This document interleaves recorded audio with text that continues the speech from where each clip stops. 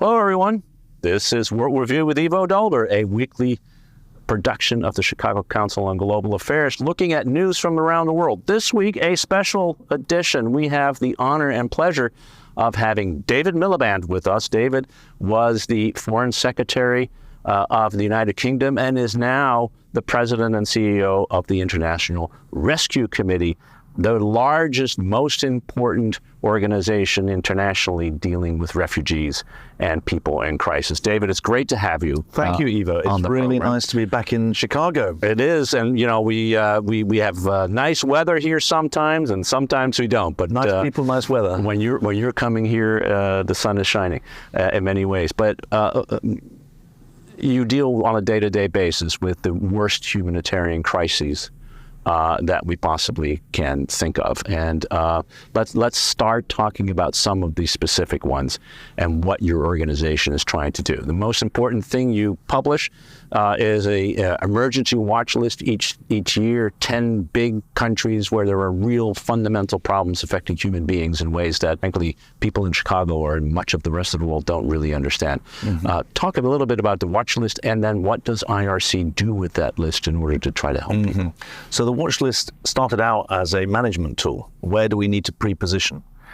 It's quite evidence-based. It's got 80 or so quantitative and qualitative indicators that go into a ranking. You write 10 countries ranked 1 to 10 as the biggest humanitarian crises of the coming year. It's published in December, so we're dealing with the 2024 watch list now. And then 10 countries unranked. And those 20 countries in total are 86% of global humanitarian need. Global humanitarian need is 300 million people who depend on the humanitarian aid system to survive. They are in war zones.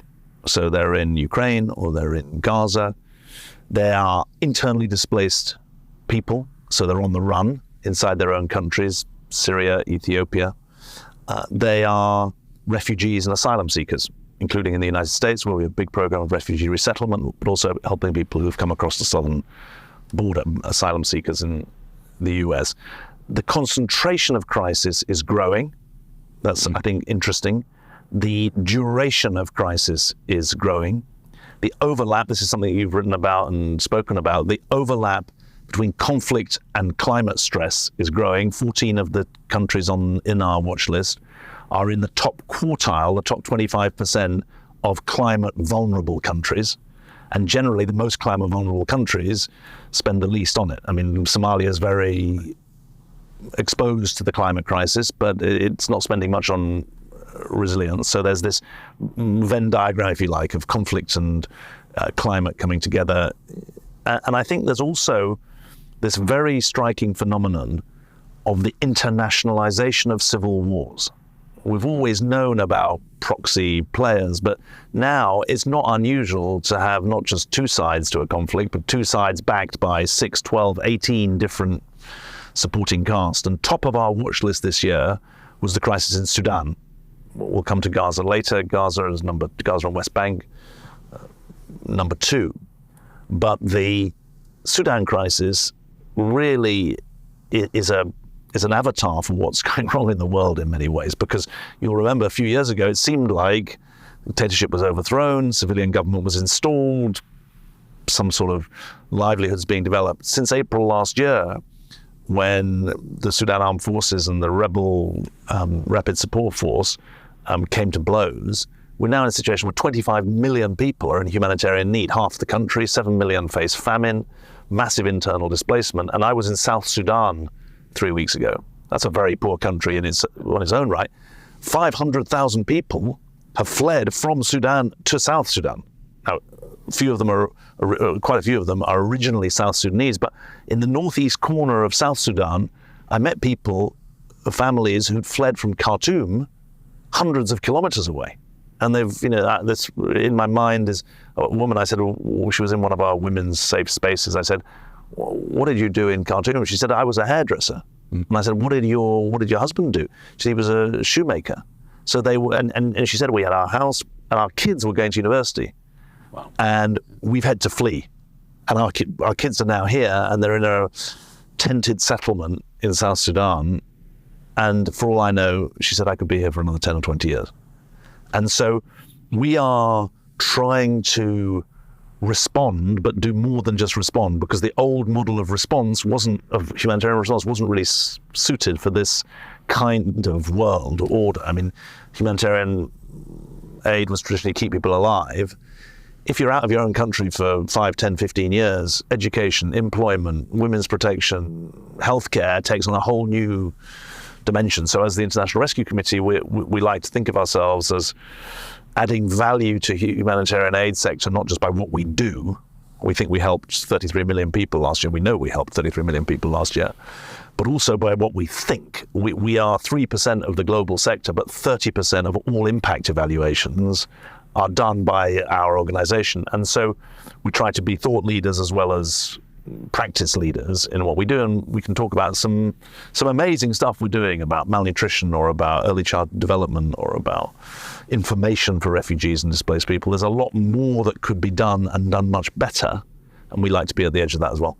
So talk a little bit about the intersection between local communities that you're trying to work with in order to address those who have a humanitarian crisis, national governments, both the ones that are there, but also others that may help, and then the international system at large, and sort of how does an NGO like yours, in some way you don't have the same resources as the state, or indeed the international system has, and yet your impact is in many ways bigger than all of those other actors combined. I mean, or it can be. There are two worlds of humanitarian practice: where is there a government and where there isn't a government. Right. And where there is a government, I'm in Chicago because we're celebrating the end of the 6-year MacArthur-funded $100 million project that IRC did with Sesame Workshop, which was to help tackle trauma among kids who are victims of the Syrian crisis. Right. And we've helped 27 million kids through Sesame's programs, 3 million kids through our direct services, and that program shows the two worlds of humanitarian aid. So in Iraq, a pilot in 120 schools of early childhood intervention is now in 7,700 Iraqi schools and is helping 340,000 kids. Not all of them Syrian refugees, also Iraqi. Yep. But look, it's good for everyone to have an investment in early childhood, as you know from Head Start in America. Yep. Another side of it, though, the other world of humanitarian aid is northwest Syria, not under the control of the Assad government. An armed opposition group, Tahrir al-Sham, is in command and control, place where there was an earthquake last February. Right. February a year ago. And so you've got no government. You are the system. And so we have to work differently in those two different areas. In the first, you talk to the government, you engage the government, you work with the bureaucracy. In the second, you're very transparent about what you're doing, because you don't want to get on the wrong side of the governing authorities, but you're having to deliver beyond the state, because there isn't really a state. What's common, we hire locally. 95% of our staff are local staff. So in Afghanistan, we've got 5,000 people working for us. 4 of them are international staff. Not 40 or 400, but 4, led by a Moroccan lady who's the head of our country program. So you hire local, because that gives you intelligence about what's really going down. And you get back into the community, and the community gets skill sets, and you adapt to context. Right. So you think very carefully about cash distribution. It's different in different parts of the world. You've got to be very smart about it. So that context is very, very important. You've got to be agile in your remote management. By the time I woke up in February 2023, our team was already responding to the earthquake in northwest Syria. So you've got to have the agility to work, and it's very hard to get in and out. So you're remotely managing, you're remotely quality controlling the programs. How do we relate to national and international system? The way I put it is there's a humanitarian sector, but there's not enough of a humanitarian system. In other words, there's a whole bevy of organizations that have some sense of shared mission, and they're organized by the UN into clusters, as a health cluster or a cash cluster or an education cluster. And that avoids the problem of different organizations ending up in the same part of town delivering the same service. So there's I've been impressed by this. I didn't start in this sector. There's quite good local coordination to avoid duplication. So that's kind of important to the functioning of the system. But it's not a system with a single set of accountabilities, a single set of outcomes, a single set of financial flows. It's a sector rather than a system, and that's a big problem. And part of what you're trying to do is, in some ways, helping them to figure out how to coordinate in order to multiply the efforts to get it there and deliver a great value. I mean, we have big emphasis on cost effectiveness and cost efficiency, right. Because the dollars are constrained. There's nowhere near enough dollars to do everything that everyone wants to do. So you've got to really make the money go further. So you mentioned Sudan. Let's talk about Gaza, which of course is uppermost in a lot of people's mind for very good reason. The humanitarian situation has deteriorated there in a more rapid time frame than almost anywhere else in history. And when you think about it, the number of people killed, but also really moved from a place that had abundant food to 5 months later, not enough food for hundreds of thousands of people. You're in Gaza, and I assume in all parts of it, in one form or another. You mentioned you were just in Jordan meeting with people who had been able to get out, but also just other and people who are part of your system. Talk a little bit about the situation in Gaza and what you're trying to do with it, and then second, what are the big obstacles to being able to deliver the aid that is needed to the people where they are? This crisis is deeply personal for many people. I have colleagues who had friends and relatives killed and kidnapped and injured on October the 7th in Israel.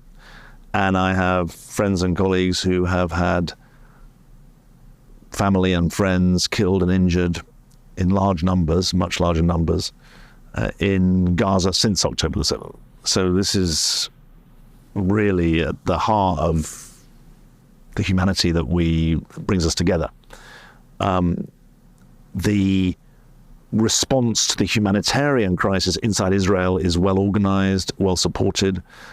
We're in touch with NGOs there who say, look, there's a lot of displacement, 300,000 Israelis displaced, but we're okay. You focus where you can add value. So we're focused on Gaza and to some extent the West Bank, which we can talk about as well. I mean, Gaza is obviously a very difficult place to get into. We've had 3 emergency medical teams of surgeons, international surgeons, working in 3 different hospitals in Gaza. It takes a lot to horrify and to bring bolt upright those people, but they were really scarred by what they saw. Many of them hadn't seen anything like what they've seen in their experienced humanitarian workers. It's the numbers, it's the density, it's the danger as well.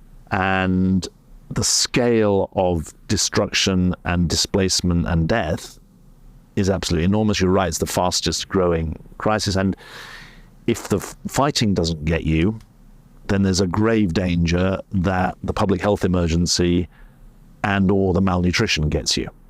And that's why all of us are so scared that the numbers of dead are actually much higher than even those that have been reported, which are way too high in and of themselves. In terms of our own work, we're working with international doctors, as I've said, who we bring into Gaza with our partner Medical Aid for Palestinians, which is a British-based, London-based charity. And we also have a small number of partners elsewhere in Gaza, including in northern Gaza, who are working on mobile health. That's very important for people with non-communicable diseases, non-food items, a very limited cash support program. But obviously, keeping body and soul together is absolutely paramount, and a daily, hourly struggle. And we concluded many months ago that the only way to fulfill the legal and moral imperative of civilian protection, because civilians have a right not to be killed in war, And secondly, they have a legal right for aid to flow to keep them alive. Those aren't being fulfilled, and they haven't been fulfilled for a very long time. And we've been taunted almost by this prospect that a ceasefire is coming, but we're desperate for a ceasefire to keep people alive, both in the face of the fighting and in the face of the other dangers. So we've been calling for that. As a humanitarian witness, we can say the only way to fulfill the humanitarian imperative is for the fighting to stop, is for a ceasefire. But in the meantime, we're trying and failing to keep people alive. And some of the most excruciating testimony from our doctors is of how the last breaths that people took in the hospitals that were working, they couldn't even give them some water. They couldn't douse the pain. So it's very, very raw, obviously. The difficulty, clearly the war itself, having a ceasefire is critical. But it seems there's two other pieces to it. One is to make sure that a sufficient aid, both food, water, medicine capabilities, etc., are brought into the system, which is not happening. And secondly, that the distribution thereof can be done in a relatively free and safe way, which is also not happening. So you have no governance, you have no structure that allows for that distributional piece. You don't have enough aid going in. I guess it leads to sort of two questions. One is, at what point does the malnutrition and the disease and the fightings and the inability to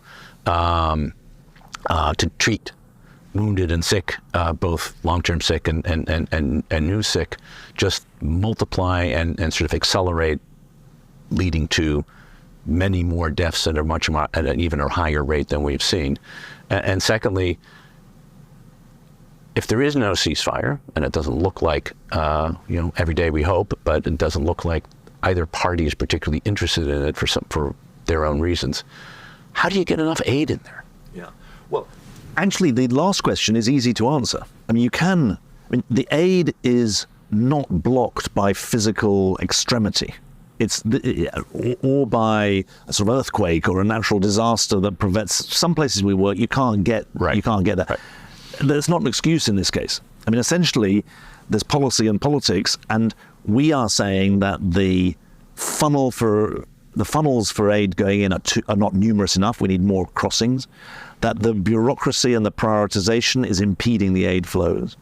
That the ability of aid to get through checkpoints without bureaucracy is massively compromised and can be massively eased. And also, you mentioned aid's got to get in, but people have got to get to aid. Right.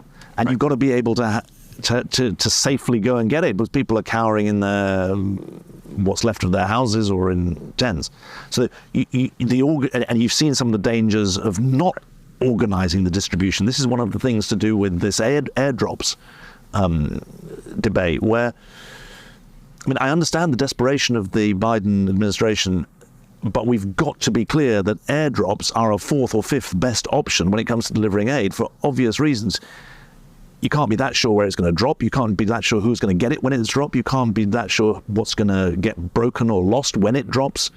You can't be sure what kind of chaos will exist or who will be organizing the aid flow.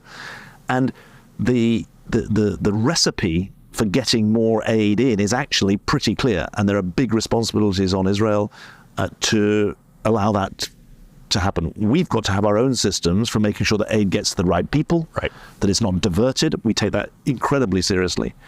But there's a relatively simple answer to the more aid flows. There's also issues to do with, Senator Van Hollen pointed out the maternity kits are being denied entry because of dual use claims in respect of them. So there's an aid flows agenda. We published a paper in October now, before the first pause, so-called pause, and we said it's about that any ceasefire, any halt in the fighting has to, from a humanitarian point of view, get aid in, get aid workers in, so there's a visas thing. It needs to allow people to come and get aid. It needs to get the wounded out. It also needs to get the hostages out, because that's a big part of any ceasefire, because they're innocent civilians as well. That's illegal too. So I think that from the practicalities are actually much more manageable than there are much more difficult places physically to get in. This is a difficult place because of constraints that are being placed on our ability to work. And of course, the greatest constraint is the fear that you lose people.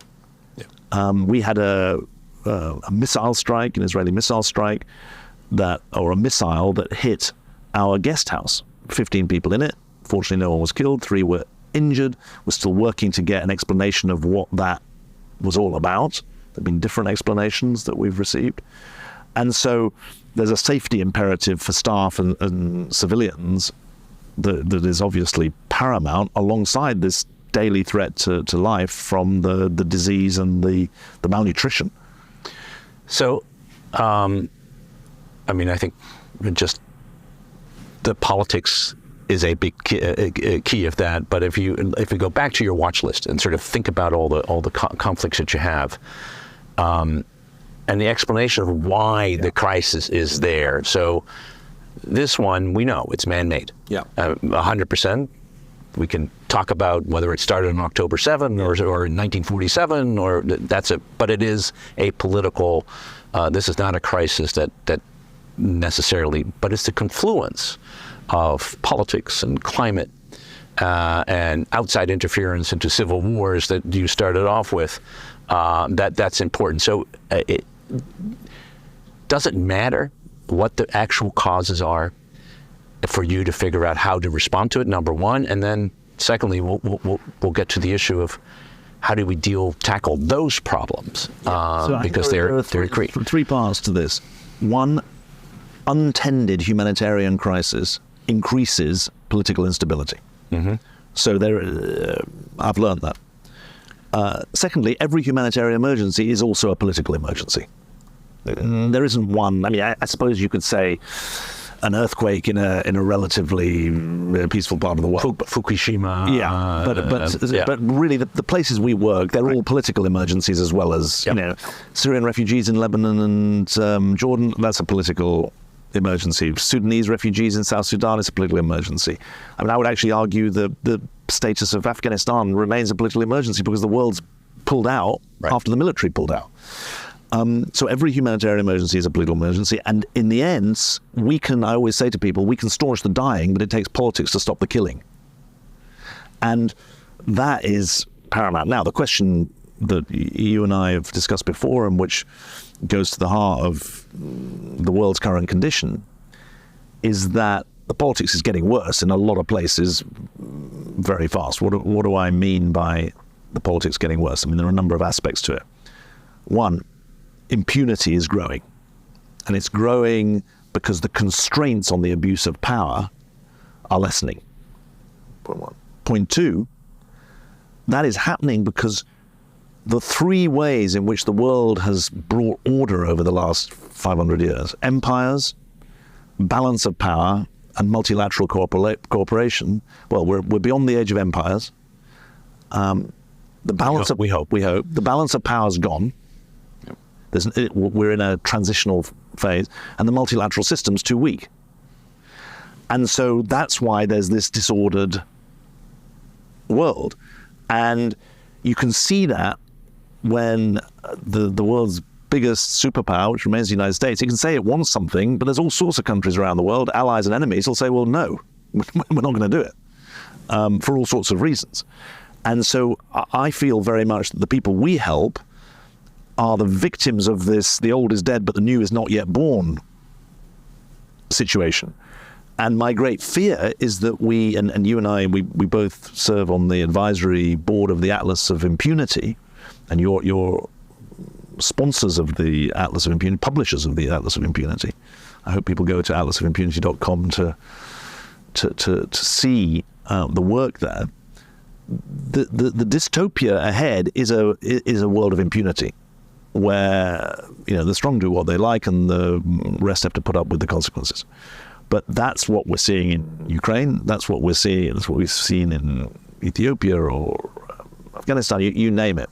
And it's impunity between nations, but it's also impunity between peoples. And that's when people say they're scared that there's going to be a rerun of the Darfur crisis of 2003, 4, 5, and that they can see the origins. That's an impunity crisis, where the state doesn't have a monopoly of violence and no one is preventing violence against the innocent. And so I think it's this sense of a world without a governing order that is so dangerous.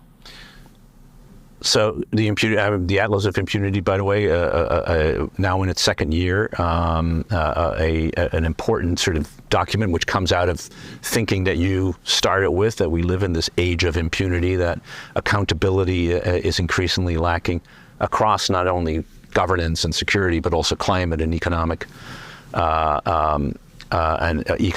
and human rights, which is what the Atlas tries to measure.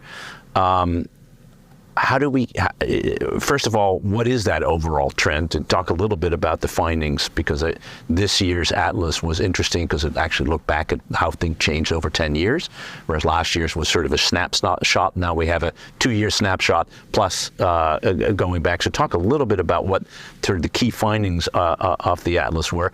But then I think secondly becomes the question, what can we do? We individually and people, NGOs like yours, and how can we influence government policy to get back to an age of accountability as opposed to an age of impunity? So that's a huge question. The Atlas of Impunity measures impunity on 5 dimensions: conflict, governance, human rights, and then I think quite interestingly, economic exploitation, which is not just exploitation of workers, it's also states that grab property rights, but then environmental impunity, that thinking of the climate crisis as an example of impunity between one generation and future generations, and between humans and the planet, because the planet hasn't got a vote and future generations don't have a vote. The obvious countries are at the bottom or top of the most impunity: Afghanistan, Syria. Obvious countries are at the bottom of impunity, the most accountability: Finland, the Nordics. But what's interesting is some of the granularity. America doesn't do as well as the Europeans, so democracy is no guarantee that you're going to have accountability coursing through your veins. The 20 countries in the middle have big and small, rich and poor, autocrats and democrats. It's quite interesting that there are significant outliers to show that fate is no excuse. There are poor African countries that are doing well against their peer group, and there are rich democratic countries like the US that's not doing well against its peer group. Environmental impunity drags some of the good performers down, so Canada dragged down. The most interesting thing this year is how fast things can move. Right. And I want to make sure I get it right, but essentially a country like Saudi Arabia, I think, has gone up 34 places in the space of 5 years because of its domestic reforms. It's also stopped the war in Yemen, so that changes the impunity score. And there are countries that go down. There are things we haven't cracked, so we haven't quite cracked. What do you do when Russia invades Ukraine? And we're not ranking governments, we're ranking impunity within a territory. Right. And so we've got work to do for the 3rd edition on that. Now, what do we do about it? If you accept that impunity is the abuse of power, the only way to tackle impunity is through countervailing power. And countervailing power, I didn't know this, you probably knew this, but John Kenneth Galbraith wrote a book in the 1950s called American Capitalism, The Case for Countervailing Power. And he was warning about the dangers of the oligopolies, it was in a way an old American tradition of trust busting. But he pointed to government regulation, a range of other ways in which you can discipline the tendency for power to corrupt and absolute power to corrupt. Absolutely. So the lens through which I would answer your question is, you have to build countervailing power. Information is countervailing power. Shame is countervailing power. Pressure on governments that can be pressured to get their own houses in order. The US has now published a new Department of Defense manual on civilian protection. It's actually excellent. And if all the 90 countries that America has defense relationships with was required to follow the DoD manual on civilian protection, the world would be a place marked by less impunity. So getting our own Western democratic house in order and then working on others is an important part of that. And then there's got to be about the mobilization of collective power to uphold the rules that are meant to govern the road. I feel we're in a situation where we don't need new international rules. We need to live up to the ones that exist. Right. And we need to defend the ones that exist because they're under assault. And when people say we want a stronger UN, that's right. We need them to use their voice better, but they are often only as strong as the nation states that make them up. And the kind of divided Security Council that you've got at the moment is a nightmare.